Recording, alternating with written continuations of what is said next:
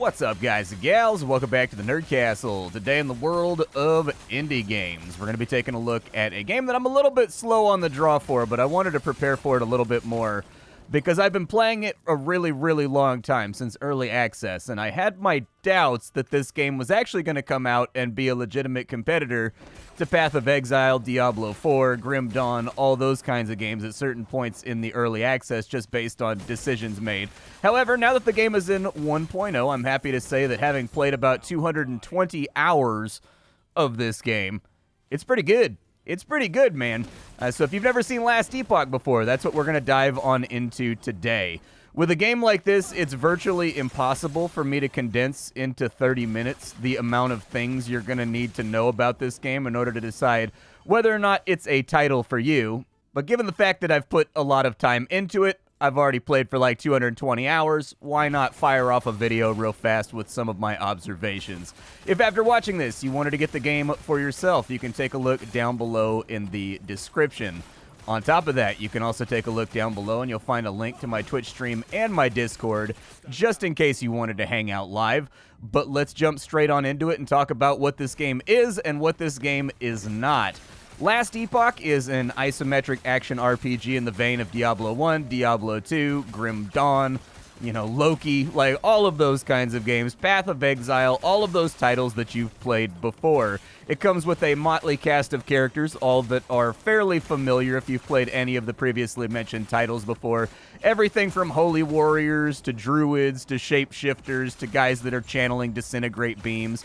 You will find all of that stuff here. What makes this game interesting is the way that it manages to nestle itself in between the complication of Path of Exile, taking inspiration from some of their systems, and also avoiding becoming too simple like Diablo 4 and still allowing access for builds and interesting things to take place. It comes complete with a campaign that is it's a good campaign, actually. What I like about the campaign in this game is that it doesn't overstay its welcome. So, like, if I had to play through the campaign of Diablo 4 again, I would just, like, audibly sigh and just be like, can I just, like, jump straight into, like, leveling up a character? In this game, there is no system like that allows you to jump on in with, like, a level 50 character or whatever and just start at endgame. However, the campaign in this game is uncumbersome, and the leveling curve feels very, very good. I think it took me roughly 2 days of playing the game a solid amount to get through the campaign. And I had chores, I've done all of the things that I needed to do. I took care of my responsibilities. That was outside of work and everything else. So one thing I was very appreciative of this game is that the campaign is kind of like a detour. It's also not completely done in the 1.0. So the campaign will get to a terminus where the storyline kind of makes sense, and then it's like, all right, here's Endgame. The next 3 chapters are coming as part of like seasonal updates and things like that, and that's how it's been since early access. Some people are kind of like upset with that. I didn't really find the storyline to be altogether that interesting or engaging. The game uses a mishmash of visual themes and sort of time travel ideas to set up a story about a warrior that's basically hopping through time to change the things they need to change in order to make the future not turn out post-apocalyptic, but somehow it has happened anyways, and the end game is kind of the apocalypse. But the campaign actually only holds on for like 2 days of playing the game in solid format, probably faster if you're a faster player than I am and you don't like to explore everything and do all of the side quests. Side quests in this game are somewhat mandatory while you're going through the main campaign, so there are a number of side quests that you will want to hit because they give you things like free attribute points, they unlock your idle slots. If you don't do those side campaign things, you will not have access to those at endgame, which will just flatly make your character weaker. However, I never really felt imposed upon by the side quests as though they were a thing that I needed to do right this second or it was going to ruin my life. Most of them were pretty easy to pick up along the way while you were doing the main storyline quest. While doing these main storyline quests, you will end up in a situation where you gear up your character just like in every other title like this one. You know what you're getting into. If you're into Path of Exile, if you're into Diablo, this is a game that will be instantaneously familiar to you. One thing I do like about that, though, is even though the game is a little bit predictable in the content that it presents to the character in terms of abilities and gearing and things of that nature, the game is customizable enough and the development team was creative enough to put their own little fun spin on things that you've seen before. So right now I'm playing one of the 5 classes. Let me give you an example in that regard. Right now I'm playing one of the 5 classes. It is the Sentinel. It is effectively the Paladin from Diablo 2. There are hammers in there. There is a Warpath spin to win ability, which is the one that I'm running right now. But every single skill in this game has its own skill tree, and we'll go through that in a little bit. And they do manage to put some interesting finishing touches on abilities that you've seen before in other games that keep them fresh, and honestly, action RPG audiences are really, really hard to please because they want to see all those familiar things that they've seen in other action RPGs. Like, to this day, I can't imagine making a wizard in an action RPG that doesn't have a disintegrate-like ability, which, if you don't know what that is, it's the channeling a death beam ability from Diablo 3. I can't imagine an action RPG going out that does not have a spinning whirlwind ability like the one that I'm channeling right now to kill my enemies. And so if you don't include those things and you go for all original abilities, there is always a little bit of pushback from the action RPG community that wants some of those familiar tropes to be on in there. The magic, in my opinion, of Last Epoch is the way that they've made these predictable abilities a little bit interesting through the use of their skill tree, where you can make them do things that they don't do in other games, and then also use them to trigger other things that will act as sort of like builder spenders or like catalysts for procs and things of that nature, which is where you're going to get into the meaty nitty gritty of what makes the build making interesting in a title like this. And I do think that they hit the nail on the head with that. At no point during my time with Last Epoch over the last couple hundred hours have I ever sat there and thought like, oh, we're doing this again. It does the exact same thing as in the other game. Most of the abilities in this game come strapped with a lot of passives, they come strapped with a lot of actives, they come strapped with a lot of procs, and on top of that you've got unique items that will interact with them in interesting ways and make an otherwise predictable ability end up being kind of interesting. So the example that I have for right now is that when I right click, my character whirlwinds, right? You've seen this in Diablo 2. It's kind of the hallmark of a barbarian build. It's called spin to win. But through the build of my character, I've made it so as I'm spinning, I rain holy fire down from above. I fire off fiery arrows in every single direction every couple times I hit the enemy. On top of that, I also loose flaming darts pretty frequently. And this is all by nature a function of the passives that I've taken. This is by nature a benefit of the gear that I have equipped, taking something that would normally just be my character spinning around on screen and making it into an absolute visual spectacle. And this, I think, persists for most of the abilities in the game. As of right now, I think I've played 4 out of the 5 classes to Endgame, I believe, over the course of early access and then into now. The only class I think that I haven't put a ton of time into is the Rogue. And speaking of characters that you can play, I'm going to go ahead and I'm just going to show you some of the character models here. The character models are fine. It's not the best graphics on Earth.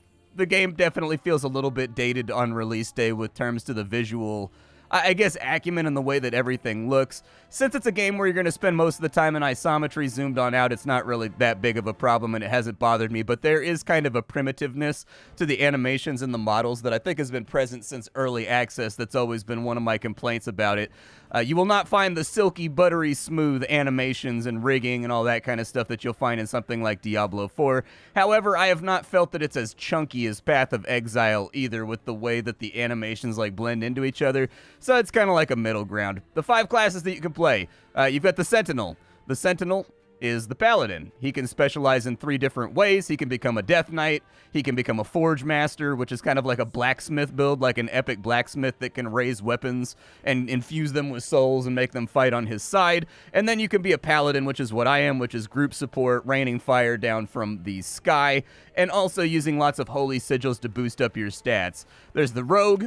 You've seen this before, dual wielding, throwing daggers, blight potions, poison potions, bows, things like that. And you've got the Wizard over here. The Wizard just got a new class. Basically, every class is divided into 3 subclasses, and we'll talk about what that means in just a minute.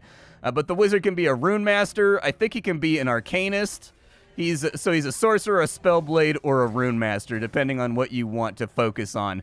I've played Sorcerers and Spellblades. I have not played the Rune Master yet because they just added that in with 1.0, but you will recognize the things that are here. Disintegrate beams, fireballs, meteors, all that kind of stuff. You've got the Druid. He's big on shape-shifting and summoning pets. I played one of him up to Endgame, and I was reasonably happy with it. Not my favorite class, but still, I was happy with it. And then over here, you have the Acolyte, which can specialize into various necromantic skills. So you can become the Grim Reaper and fly around, sort of limit breaking out, annihilating people. You can focus on summoning minions, things of that nature if that's what you want to do. But really where the game starts to get interesting is the way that it has its skills implemented. Because from what you've seen so far, I can already hear people being like, oh, so it's like the same stuff I can do in every other action RPG, which is where we're going to get into sort of the nitty-gritty of the game. So buckle on up. Inside this game, every time you level up, you will get a passive point. This is by no means original, but the skill trees in this game are done fairly well, and you can tell that they were done in such a way that they provide access to basically every elemental playstyle or weapon playstyle that you would be looking for. So in the case of the Sentinel, you have your base tree right here. I just put enough points in there to get to my mastery. From there, you're going to pick a mastery, Void Knight, Forge Guard, or Paladin. Those masteries are going to dictate the abilities that you have access to for the rest of the game. However, in making that selection, you are locked out permanently from playing any of the other classes. You are now a Paladin, period. There is no respecking that. There is no changing that. If I wanted to change my Paladin into a Void Knight or a Forge Guard, it's time to re-roll and make a new character. But in the case of the Paladin over here, you've got a skill tree. As you put points into those skill trees, you will inevitably unlock new abilities for your focus and for your base class, and your goal is to combine those in such a way that it will make your character effective at the higher levels of end game play. Inside these trees, you'll find just about everything. I mean, there's defensive passives, there's offensive passives, there's things that specialize you into certain weapons, and they give you bonuses for using those weapons. There's things that increase your HP and your mana. There's things inside of here that will increase your elemental damage. So my entire character is built around fire, lighting people on fire, and damage over time, on top of inflicting big shocking amounts of fire damage with every time I collide with the enemy. And I'm spec'd in specifically to make that happen. I've got critical strike avoidance in here, I've got armor, all that kind of good stuff. And with the point right there, I guess I'll just throw it in for a little bit more HP because my character is horrifically under HP'd for what I'm doing right now. I've realized this. I knew that going into Endgame. We probably want to have about 2,000 HP, and I just haven't got the drops that I need, and so instead, I've been gearing my character to overheal through all damage, so everything that I do basically heals me for big chunks of damage to sort of mitigate the fact that I'll get flashed on very, very quickly if I eat like a big crit. But that's not all for customizing your characters, and this is where we're really going to get into the meat of things. So you get to specialize 5 skills between your base class and your specialized class. Any skill that you specialize now has its own skill tree, and these skill trees all interact with each other in somewhat interesting ways. My build right now is fairly clear. I explained to you what it does, but basically when we do our spin to win, every time we hit an enemy, there is a chance that we will cast this smite ability, which is the fire falling from the sky. I'm spec'd in over here to get like double casts of this, so sometimes it double rains fire from the sky. If the fire from the sky kills an enemy, they detonate and they blow up and they create an area of denial of fire that adds fire ticks onto everybody else around them. On top of that, I've also got a war banner that I can throw that sticks into the ground. That gives me all kinds of attack speed bonuses and healing, and also lights the enemies on fire, and also casts Smite, which I've spec'd into down here in the bottom right-hand corner. And so I've got like a real Rain of Fire build going on. For traversal, I've got an ability called Lunge, which is effectively charged from World of Warcraft. It's got multiple charges. It allows me to cover gaps because one of the big weaknesses with the Paladin is that they don't have a lot of move speed. If you've seen other people playing this game, you've probably noticed that they're zooming around at 1,000,000 miles an hour. Not really gonna happen with the Paladin from my experience. I think I've stacked up like 80% movement speed, but getting much higher than that is gonna require me to make sacrifices with my gear choices that I would rather not make, and so I feel like I've eked about about as much movement speed out of it as I possibly can, but I use this guy to get around and avoid AoEs and big hits and stuff like that. It heals me whenever I use it. It lights enemies on fire in a row whenever I use it, just to add on in some of that extra fire damage, which can be consequential if I get a big pack. On this side, we've got Holy Aura. I need to completely respec this tree, so I'm not going to talk about it. I don't think this tree is giving me the bang for my buck that I would prefer to have. In fact, I've kind of been considering dropping it, but I don't really know what else I would put in there because I am getting some benefit from it. But anything you have specialized, it levels up along with your character. You get skill points you can put into these trees, and you're trying to create a spider web of synergies that all do something in order to clear the screen as fast as possible. And in between those two systems right there, I have found that the characters do have a nice bit of customization. The game does come strapped straight on day one with a whole bunch of loot filters. This game has very complex loot filters. I don't really use them. I'm not a big loot filter guy. I think they should be in every action RPG. I'm not going to argue that point, but I'm kind of like a weirdo in the respect that I like to look at each and every item in each and every pile. I don't know. There's just something about that analytical process that keeps me tuned into the game and keeps me enjoying myself. I am well aware that I'm like the only person on Earth that does that and refuses to run filters, but it's kind of like how I like to click things instead of shift clicking. Like I like to go clicky, clicky, clicky, clicky a whole lot because it makes me feel good. I don't know, I get the same thing from going through all of my loot after I fight with enemies, but the game does come strapped with a very powerful system of loot filters just in case you don't like to have all the visual gore all over the place while playing the game. These are also copy and pasteable, so like most of the builds that you'll find online, they will have a link to a loot filter. You copy and paste that into the game, and it will set up all the loot filters for you just from that link so that you are only getting kind of build required or build interesting things throughout the time that you're playing the game. That is the best way to go through the game to end up prepared for Endgame. I didn't do it with this player. In fact, I didn't really use a build with this guy. I find that the game is fairly accessible. As long as you cap your resistances and you have like some damage, you have some heal on hit, this game's campaign is very, very easy. It's not a difficult campaign whatsoever. It's just that you got to cap your resistances. This game does fall back on that old trope. I'm not a big fan of resistances. I think resistances are a really boring mechanic, and I've always felt that way.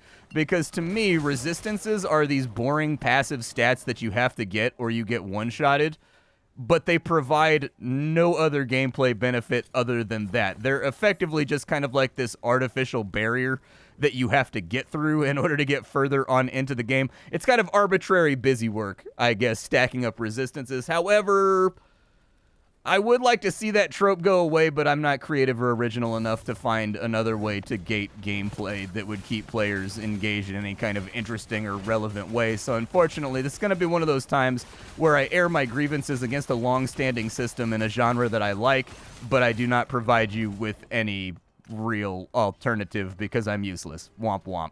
What are you going to do? But yeah, the campaign, I didn't find it to be that difficult. It was perfectly fine, smooth. I didn't have any bugs or issues that came up during the course of the campaign. It all functioned great. I knocked it out in 2 days. And I think as long as you stack up your resistances and get those capped, you should be in good shape for the entire campaign and also the beginning to middle parts of Endgame. And if you're not, add some more HP and add some more healing on hit. That always seems to clear it right up like Dimetap. Right now, you're seeing me do Endgame, for example, which is called it's basically like mapping in Path of Exile, but without the commodification. So this is the equivalent of mapping in Path of Exile. What you do is, you've got these shards of time, which are maps made up from the campaign and procedurally generated with random bosses in there. You're going to pick one of these and target it for farming. It tells you what you get on these little tiles when you go through, but it also tells you a bonus that you get. So if we complete this place, we get, let's see. So if we go through this place, we'll get keys to endgame dungeons. Enemies will get a modifier for future maps for 3 maps. And then we get an increase in item rarity and an increase in experience gained for 3 maps. And you can stack those things up to kind of customize what you want to get out. Every time we complete one of these rifts, It's going to increase the stability of this time sphere, basically, and then it's going to give you quests that you've already done in the main campaign but Ubered out. You go through those quests. When you do all 3 of them, it's going to give you a blessing. A blessing is a modifier to your maps that increase the type of drops that go down, or they increase the amount of XP you get. They allow you to custom tailor your experience throughout the time-shattered realm to get what you want and to focus on targeting what you want all the way down, and I think this system is quite good. It lacks the layer of trade commodification that Path of Exile has. Like in Path of Exile, when you have maps, you can customize those maps with like the chisels and things from what I recall, and then you can sell those because certain maps have a very high chance to drop certain things that other people might be looking for their career in the game or for their season, and so they actually become tradable. In this game, this is just your own personal map that you can run around on. I can't like trade this to anybody else once I get it to a point, or once I build up the modifiers or whatever, and even if I could, I doubt anybody would buy it, just because it doesn't seem to be altogether that hugely influential to your overall gameplay. Along the way, you're going to find things like these shards, and I guess that's a really good segue for us to talk about the crafting system, which I think is probably the most robust, interesting part of this game. Let's dive on into it. So the crafting system in this game, it is huge, it is chunky, and it gives you a lot of choice. So let's just go ahead and clear this on out. I've got what look like some bracers right here. So every single thing in the game is comprised of prefixes and suffixes. You can upgrade these, you can swap them out, you can gamble and do interesting things with them, but we can see from this gloves right here that they've got 3 markers in here. So they've got 2 prefixes and a suffix. It's got 1 suffix empty. If I wanted to add something to this, I take those shards that I'm finding throughout the battlefield, like health, and then I would add them on in, and it gets that. Every single item in the game has forging potential. It's completely and totally random how much forging potential you lose. This adds a layer of risk-reward to the crafting that is quite heartbreaking when you brick a really, really good item, but also exhilarating when you manage to perfectly weave your way through the RNG and craft yourself a perfect item. You can change the outcomes of these items going on here with various glyphs and with various runes. The glyphs, they will do things, for example, like the Glyph of Hope. The Glyph of Hope has a 25% chance that you lose no forging potential. This is probably the one you're going to use the most when perfecting items that you found. You've got the Glyph of Chaos. If you don't like an affix that's on your item, you can take a Glyph of Chaos and you can upgrade one of these affixes while simultaneously morphing it into another one. So were I to use this on the experimental dodge rating over here, it would turn it into a tier 4 of something else that I have no idea what it's going to turn into. You also have glyphs of order. Glyph of order will make it so that when you upgrade normally these right here, it re-rolls the amount you get. So let me get this down. So it has rolled +3 strength on it right here, right? And if we look at the mod ranges, from the current tier of strength that it has, it could roll a 3 or a 4. Let's say that we had this up at like tier 7 and it rolled a 12, which is, let's in this case, for the sake of argument, say is perfect. When we move it up to tier 6, if all it would be risking is going up to a 13, but it has a high chance of losing a lot of low end, we would want to play a Glyph of Order right there so that you maintain your 12 roll and you don't risk it pointing for a 13. There's also there's also runes down here. So you can use a Rune of Shattering to destroy an item and reclaim all the shards that are inside of it.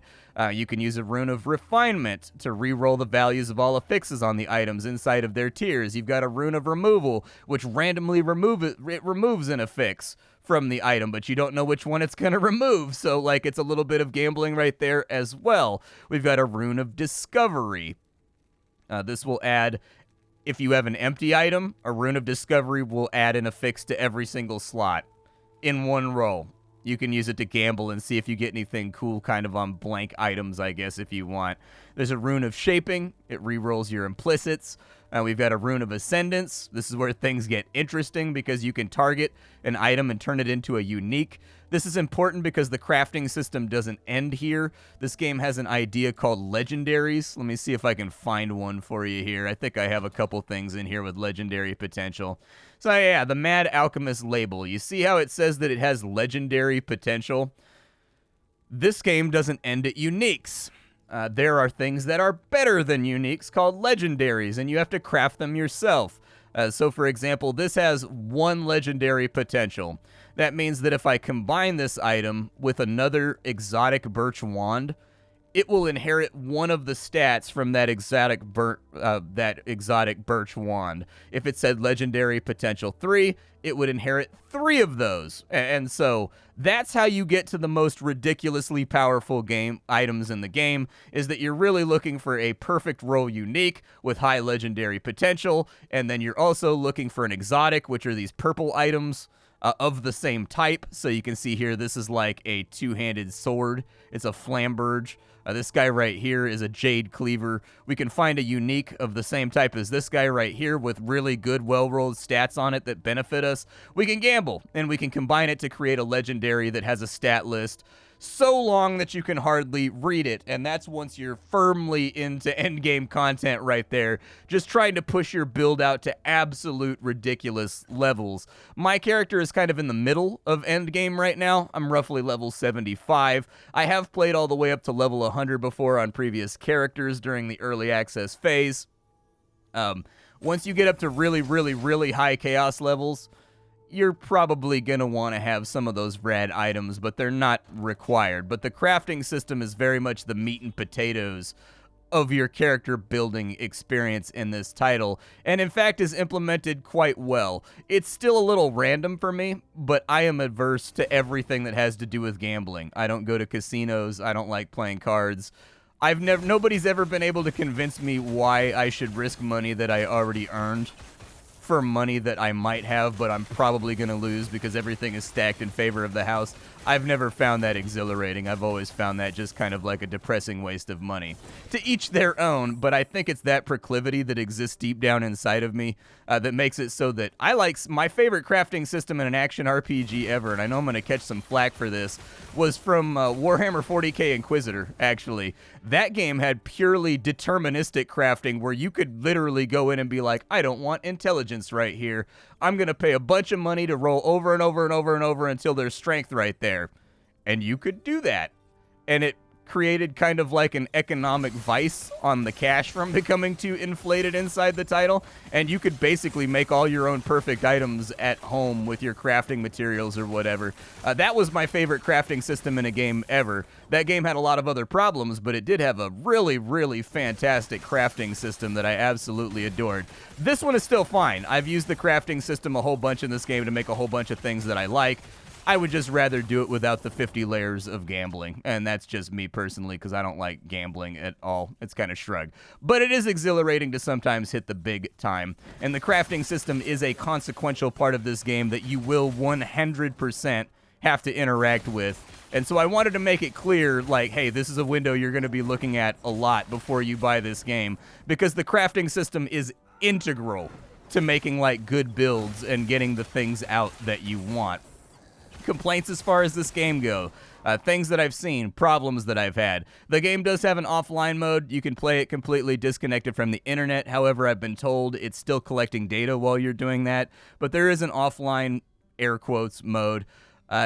The online mode, I started preparing for this video like weeks ago. So I mostly skipped release day to just let the things sort themselves out. So I can't speak to that because I didn't start fiddling on coverage with this game until probably 5 days ago when they mostly had all the server issues and everything else sorted out. I make a habit of not playing things on release week if I can help it.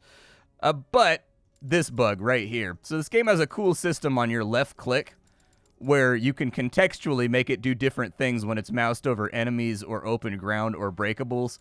It's bugged right now. You can't set it up. It won't open. It won't work. There's nothing you can do with that. The mechanic is entirely broken. That sucks because I do like to customize my left click. I have had areas on certain maps and on certain procedural areas where while my character is channeling, he just gets like stuck and it feels like my controls are reversed and I have to stop my channel, walk my character out of that area of the map and start up again. It's only happened on like 3 or 4 maps, but when it did happen, it's led to me dying almost every single time just because like you can't move, you can't evade. This game has a lot of stacks of AoEs and things you're supposed to be avoiding. And if you can't get out of the way of them, this game is a big fan of one-shots, which brings me to my next sort of thing. If instantaneous one-shots where you don't even know what happened are a thing that you are you are hugely against, this game has that, just like every other action RPG. If your build is not ready, you will find out very catastrophically and very quickly with very little warning. I already gave you the key to avoiding that earlier on. Max out your resistances, put a lot of healing on your damage, and then from there try to get up to 2000 HP.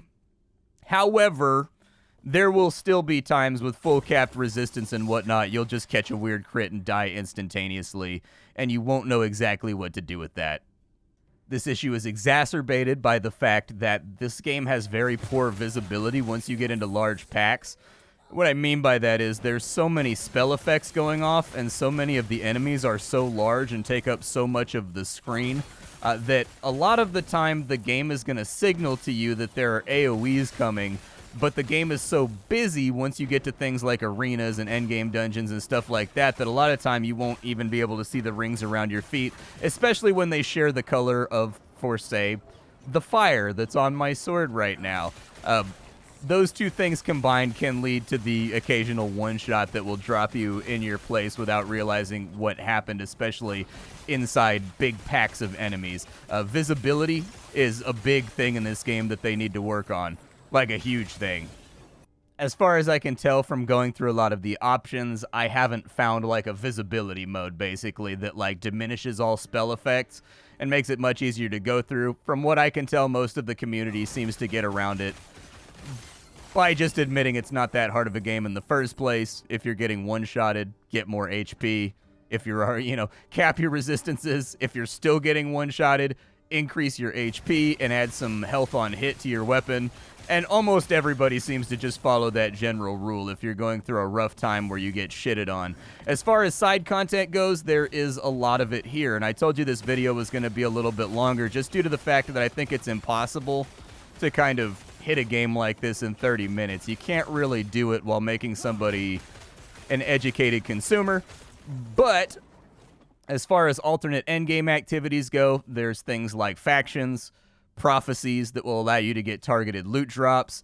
There are very specific bosses. When I showed you the kind of time-shattered area that we were in previously, we'll go back over there so that you can look at it one more time. But when you're inside the time-shattered area, there are bosses that are specific to these, in case you were wondering. And so each one of these right here, I actually have to show you the full spread of them. So as you can see, inside the Monolith of Fate, each of these has a different theme, and they all have a different boss that's associated with them. And once you get up to a certain difficulty level, those bosses will drop boss-specific uniques that you can't get anywhere else, thus allowing you to target farm these various islands for things you need for making your build. But that's not all. Inside my inventory, do I have one right now? I don't have one right now. Let me go back to the central tile, and I'll show you what I mean. So inside the central tile, I gotta get to my stash over here. You get keys to endgame dungeons. These tier up. These endgame dungeons also have their own specific bosses that can be target farmed, and these are kind of like a rule. They're kind of like running the gambit, I guess. So every time you go through a room inside or like one of the dungeon tiles, you're going to get to a door, and it's going to increase the ante of loot that you get at the end. You get a special currency inside these dungeons that you spend at a gambling shop at the end that's just like the gambling from Diablo 2, where you pick an item with your points, and it rolls its rarity, it rolls its affixes. You can get special stuff from there as well, depending on the dungeon that you're doing. And you're trying to see how many bonuses and modifiers you can stack up on your dungeon before you kill the boss and chicken out, before things get too heavy, basically, in order to maximize the amount of loot that you get out of the dungeons, which is kind of an interesting way to go about things. The game does have trading. The game has two different factions, the Bazaar and the Oracle. Basically, that divides up. If you go with the Oracle, you get a lot more loot drops. If you go with the Bazaar, you have access to like an auction house type thing. And so you've got like the loot producers and like the loot flippers, basically. I haven't played around with the bazaar, so I can't tell you too much about it. It's a new mechanic, and on this one, I sided with the oracles. So I can only really tell you about the oracles, but the oracles allow you to take prophecies. The prophecies are like, you will get a bunch of awesome loot when you do this thing. So when you kill 25 elites, you will get this thing. When you target farm this boss 3 times, you will get 4 uniques that drop. That kind of stuff. And the game allows you to actually inflect a lot of focus on your playthrough and target the things that you want pretty effectively inside the bounds of randomness. It seems like there's a decent amount of content here, and while it doesn't hold up to the pure amount of seasonal content that's been dumped into and also held over in Path of Exile, it also means that in Path of Exile, it's a complicated game. There's a lot of currencies, there's a lot of stuff to do. A run-through Path of Exile is a lot for me sometimes. Sometimes I don't want to get that complicated with it. I don't want to play around with the sphere grid. I don't want to stack up a million billion currencies and spend a bunch of time trading and a bunch of time fiddling around with stuff. Sometimes I don't want to do that and enchanting and all those kinds of things. Also, Diablo 4 is too simple for me. There's not enough to it. There's not enough stuff to bite down on. And so I find that this game gives you a very, very good middle ground between those two titles. My time with it has mostly been silky smooth, and aside from my complaints about not being able to bind my left key or my left mouse to do anything, and also some visibility concerns, I have mostly been very, very happy with this game, which was a nice surprise, because if you had asked me in early access, I would have kind of shrugged and been like, yeah, Last Epoch is an action RPG of all the action RPGs that exist, but it seems like the development team has managed to pull it together and make something worth playing here, and in fact, I do think that this will be my main action RPG going forward for the time being. I think I'm going to be putting a lot more hours into the game. I've already put over 200 into it. I'm not even close to finished. I'm already still thinking of other builds and things I want to play around with on other characters. And so this is one of those ones that for me is an easy recommend. However, just be forewarned that people on the forums are still reporting release day woes a week later and having inability to log in or getting errors and things like that. I have received none of that personally, but that doesn't mean it doesn't exist. So all I can do is like warn you that other people are saying they're having these problems. I haven't had them personally, but they have. So there you go. In my opinion, I think this is a really great action RPG that, you know, on the visual end suffers from a lack of visual sort of style and focus. It's a mishmash of a lot of different ideas that sometimes don't cogently come together visually. However, when it comes to a mechanical level, this game is pretty good. It's been a while since an action RPG has grabbed me like this one has. I would say probably since like the Grim Dawn days. And it's an easy recommend for me if you already like this genre. In a lot of ways, it is tropey. There's not a whole lot of new things here, but there are enough new things to provide you with a fresh gameplay experience and kill some serious hours if this is the kind of game that you get addicted to in the first place.